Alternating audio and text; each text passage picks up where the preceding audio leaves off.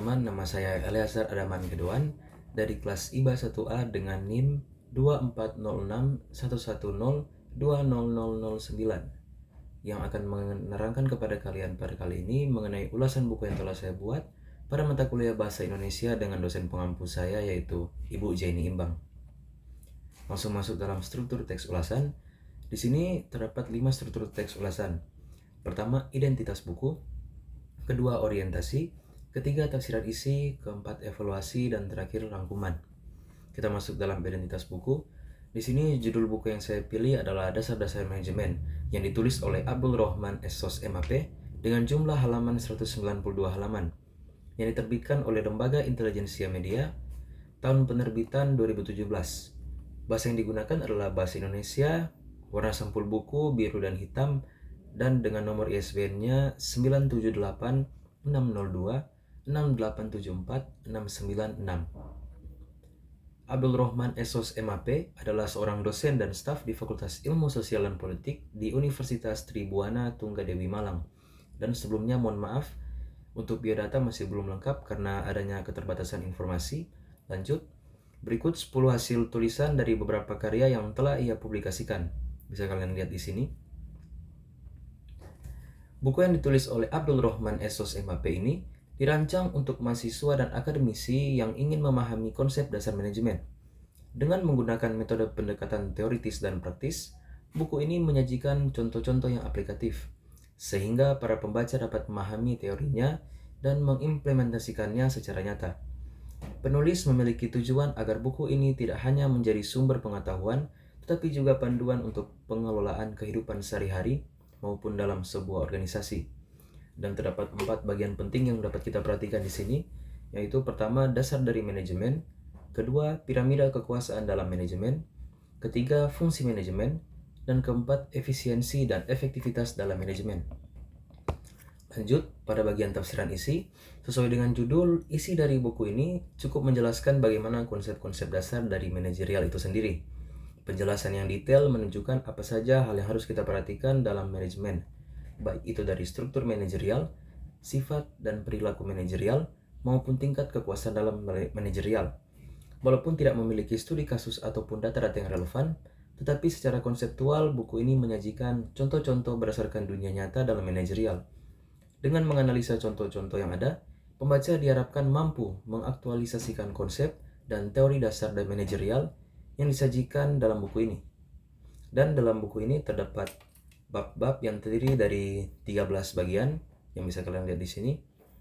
Dan lanjut, dan dari 13 bagian tersebut yang akan saya ulas adalah bagian ke-8 yang membahas mengenai pemimpin dan kepemimpinan. Bagian ini menjelaskan peran pemimpin dalam mengarahkan, mengatur dan memotivasi tim untuk mencapai tujuan organisasi. Teori-teori kepemimpinan dikaji untuk memberikan pemahaman tentang sifat, ciri dan efektivitas pemimpin dalam berbagai situasi. Selain itu, bagian ini menekankan bahwa keberhasilan kepemimpinan sangat bergantung pada kemampuan pemimpin dalam menyesuaikan gaya kepemimpinannya sesuai kebutuhan organisasi. Pemimpin dijelaskan sebagai individu yang mampu memengaruhi dan mengarahkan anggota kelompok untuk mencapai tujuan tertentu.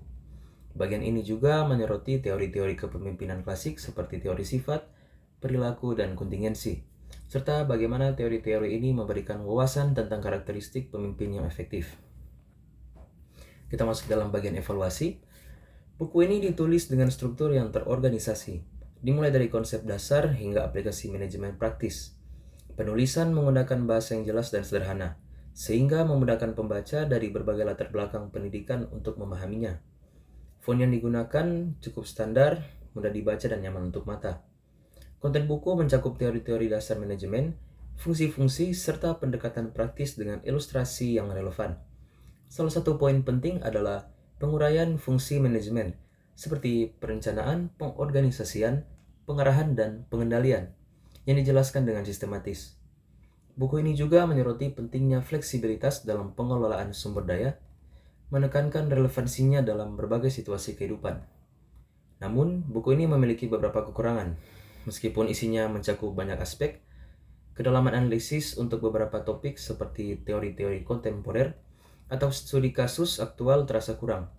Buku ini lebih cocok untuk pembaca pemula di bidang manajemen karena pembahasannya tidak terlalu mendalam untuk kalangan profesional atau akademisi tingkat lanjut. Kelebihannya adalah gaya penyampaiannya yang lugas dan praktis, dengan penyertaan prinsip-prinsip yang mudah diaplikasikan. Secara keseluruhan, buku ini menjadi sumber referensi dasar yang baik. Namun, perlu dilengkapi dengan bacaan lain untuk memperoleh pemahaman yang lebih komprehensif. Oleh karena itu, saya menggunakan buku yang ditulis oleh Weni Desti Febrian SCMM dengan judul Manajemen Teori Konsep Dasar sebagai perbandingan dengan penjelasan sebagai berikut. Buku Dasar-Dasar Manajemen karya Abdul Rahman memiliki pendekatan yang lebih sederhana dan praktis dibandingkan buku Manajemen Teori dan Konsep Dasar karya Weni Desti Febrian yang lebih teoritis dan terperinci. Buku Weni memuat pembahasan spesifik seperti komunikasi organisasi, budaya organisasi, motivasi, serta pendelegasian wewenang yang tidak ditemukan dalam buku Abdul Rahman. Sementara itu, buku Abdul Rahman unggul dalam menjelaskan dasar fungsi manajemen dengan bahasa yang lebih mudah dipahami pemula.